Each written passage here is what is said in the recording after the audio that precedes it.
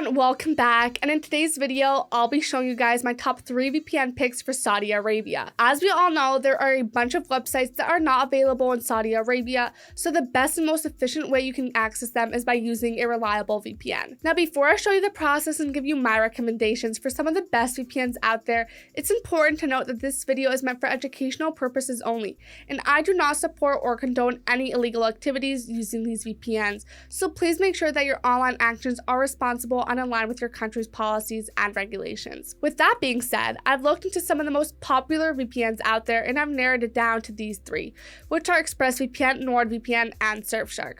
So whether you're an expat, if you're visiting Saudi Arabia, or if you're a Saudi citizen, you may want to use any of these VPNs to get a full freedom of your internet activities.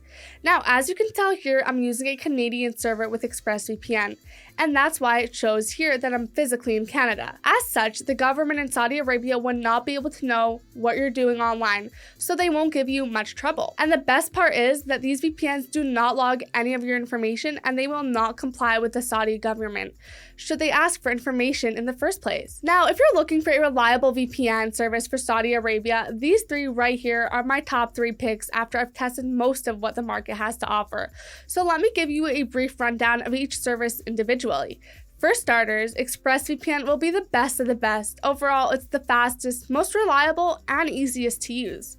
NordVPN is more of a well-rounded value option that offers a whole bunch of bonus features for a very reasonable price. And finally, Surfshark is going to be the best budget VPN that gets the job done at the cheapest possible cost without really sacrificing any of the premium features. Now, it's a little bit slower than Nord and ExpressVPN, but it's still very high performing in its own right. And that's it for today's video. If you guys are interested in any of these VPNs, you'll find pricing and discounts as well as in-depth reviews in the description down below. And feel free to comment below if you have any questions, as I love getting to interact with you guys. Like and subscribe if you found this video helpful or would like to stay up to date with future videos.